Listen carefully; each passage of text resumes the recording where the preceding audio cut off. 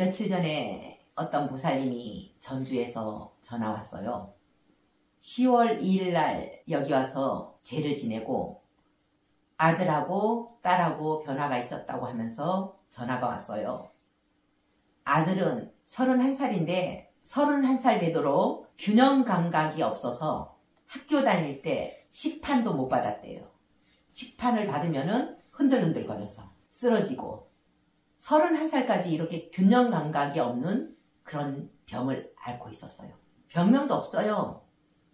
제를 지내고 나서 처음으로 머리카락 휘날리게 뛰어봤대요. 원인이 어떤 건지 아세요? 하다 보니까 집안에 돌이 들어온 게 보이는 거예요. 집안에 돌 들어온 거 있죠? 이랬더니만 예, 수석이 있어요. 애가 태어나기 전부터 아빠가 모았던 수석이 있대요. 한번 생각해 보세요. 수석. 받침대 없으면 쓰러지죠? 이걸 치우고 애가 정상적으로 된 거예요. 우리는 눈뜬봉사라 했잖아요.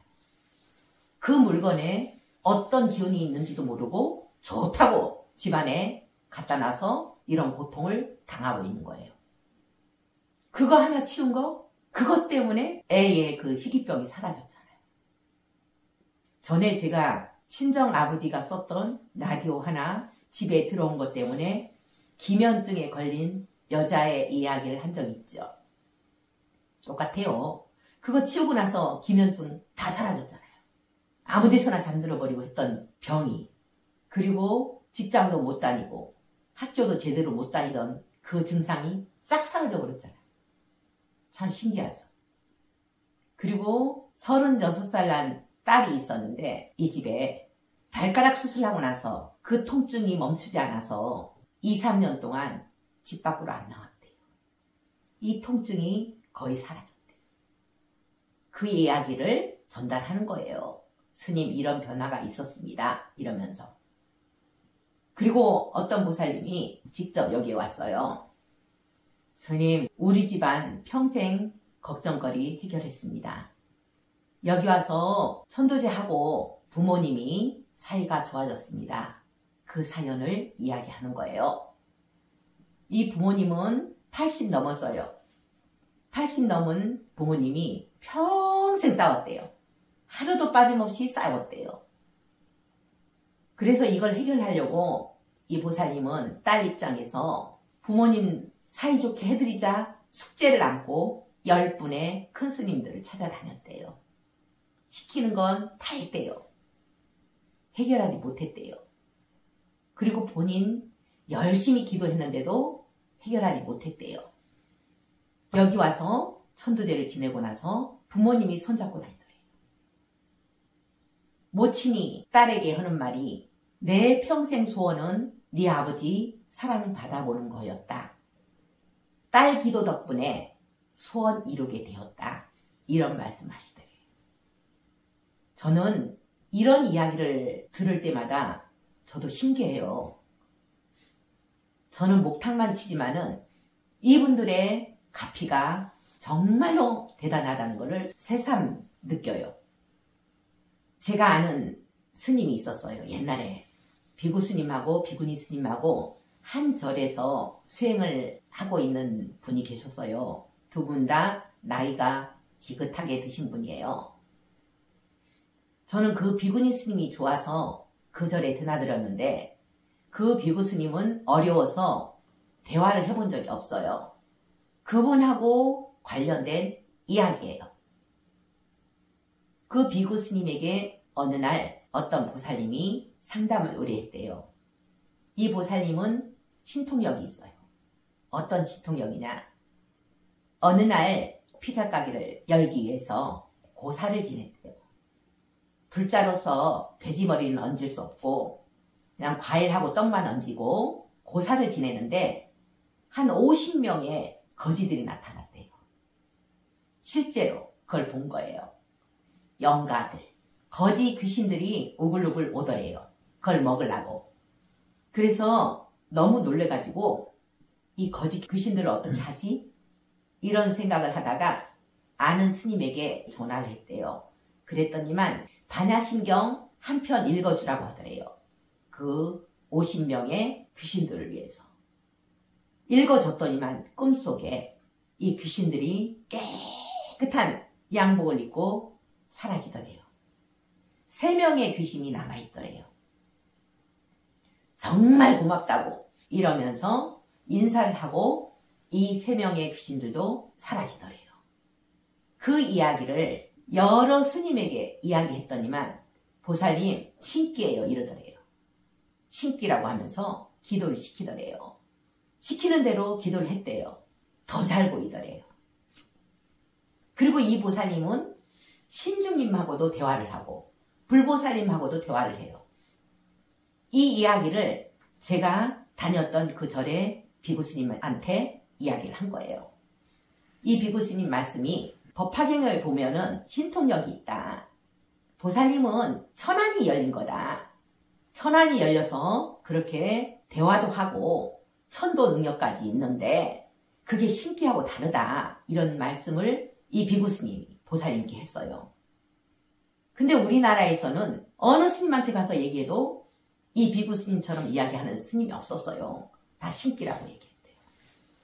그래서 실망하고 인도로 건너가 버렸대요. 인도에서는 이 모든 걸 인정해 주니까. 제가 천도제 하면서 가끔 보는 뭐 동티라든지 물건 잘못 들어온 거 이런 현상이 벌어졌다고 보는 눈은 신기가 아니에요. 신기 있는 사람 이거 봐요? 근데 우리나라 스님들은 무조건 신통력이 있다 하면은 무시해버리는 거예요. 다 신기로 돌려버리는 거예요. 그래서 우리나라에서 수행하기는 힘들어요. 법화경에 보면은 여러 가지 신통력이 있다고 했잖아요. 천안통, 천이통 이런 신통력이 있는데도 그 신통력만 얘기하면은 귀신의 장난이라고 이야기하고 당신들이 경험해보지 못한 거니까 귀신의 장난으로 치부해버려요.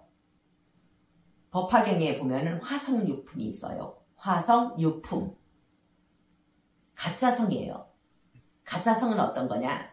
우리가 여러 가지 수행을 하면서 성문, 영각, 보살, 삼승으로 가다 보면은 너무 힘든데 쉴 수 있는 그런 곳이 필요해요. 이걸 화성이라고 표현했어요. 가짜성, 만든 성. 한 무리를 이끌고 있는 지도자가 그 무리들을 이끌고 힘들게 밀림을 지나가고 있어요. 앞도 안 보여요. 힘들게 가다 보니까 저 앞에 성이 있어요.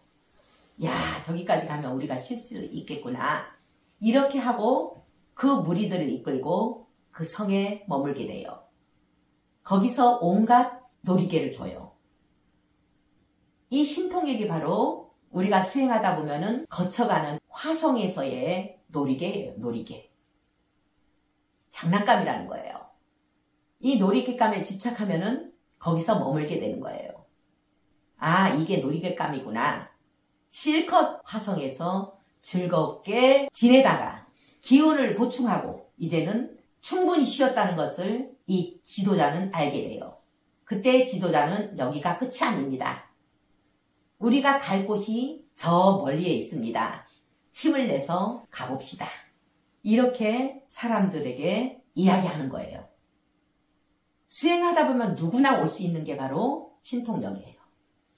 신통력이 있어야 힘을 낼 수 있잖아요.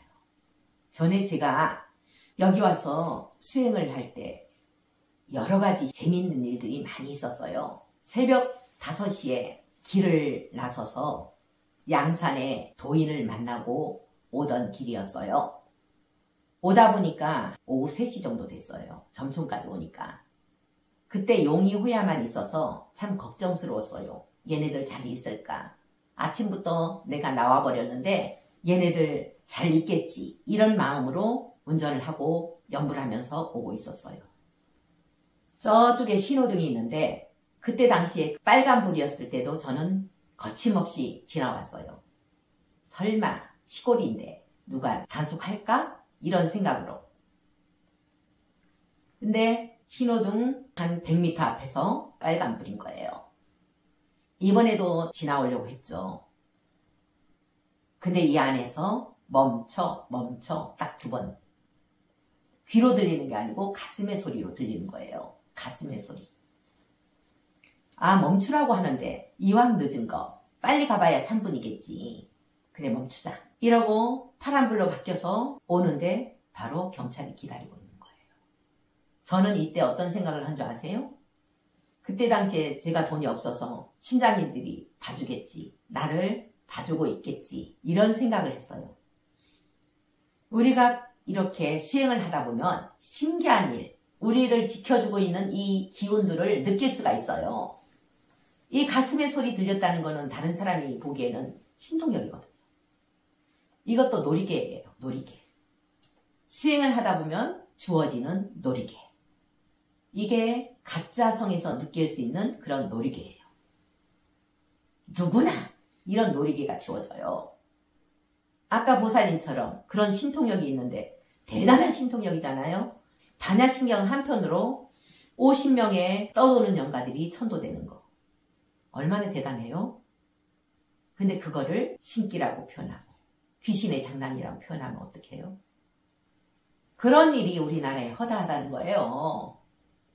그렇다고 여기에 놀이개감에 빠져서 머물면 안 되죠. 더 나아가야 되죠. 어디를 향해서? 일불승을 향해서. 모든 존재가 부처라는 그 자리를 향해서 우리는 계속 나가야 되는 거예요. 그러면은 대단한 것도 없고 누구나 부처고 누구나 평등하고 누구나 신통력 있는 사람이고. 여러분들 신통력 있잖아요. 저 강물에 떠내려가는 나무 토막에 매달려 있는 수백 마리, 수천 마리의 개미들을 살릴 수 있는 신통력. 그거 대단한 거예요. 그 신통력 대단한 거예요. 그것도 보살행이에요. 그 보살행을 할 수 있는 사람은 내 자신에 집중되지 않고 상대방에 집중했을 때 보이는 거죠. 아무나 볼 수 있는 게 아니에요. 그 나무 토막에 매달려 있는 개미들을 볼 수 있는 것도 신통력이에요. 맞잖아요. 그리고 우리가 조금씩 돈을 모아서 방생하는 것도 수백 마리의 미꾸라지 살릴 수 있는 것도 신통력이에요. 엄청난 신통력이죠. 똑같은 생명인데, 똑같은 부처인데, 평등한 존재인데 날아다니는 것만 신통력 아니에요. 날아다니는 신통력 원하려면 새가 돼야 되죠. 독수리가 돼야 되죠. 인간의 능력으로 할 수 있는 신통력이 대단한 게 많아요. 꼭 천안이 열려야 되고 천이통이 열려야 되고 이렇게 하지 않아도 우리가 할 수 있는 그런 보살의 신통력이 엄청나게 많다는 거예요. 공중부양해야 그게 신통력 아니에요. 생활에 뭐가 도움돼요? 공중부양한다고? 여러분들이 할 수 있는 그런 신통력은 엄청 많아요. 저 길거리에 터져 있는 고양이 한 마리 묻어주는 것도 신통력이에요. 아무나 할 수 없는 거예요. 지렁이 살리는 것도 신통력이고 지렁이 입장에서는 엄청난 신통력이죠. 고양이 입장에서는 자신을 묻어주는 그 사람이 바로 관세음보살이에요. 지렁이 입장에서도 바로 지렁이를 살려주는 그 사람이 관세음보살이에요. 우리 인간의 입장에서만 보지 말라는 거예요. 누구나 엄청난 신통력을 갖고 있습니다. 수행하면서 보통 수행자들은 처음에 신통력을 추구해요. 공중부양 아니면은 어떻게 몇 날 며칠 수행하는 신통력. 그거는 고행이죠, 고행. 그런 신통력이 아닌 인간 입장에서 보지 말고 다른 존재 입장에서 보면은 우리는 엄청난 신통력을 발휘할 수 있고 관세음보살이 될 수 있다는 거예요. 누구나 관세음보살님처럼 신통력을 발휘할 수 있습니다. 가능합니다. 모두 다 관세음보살이 되어 봅시다.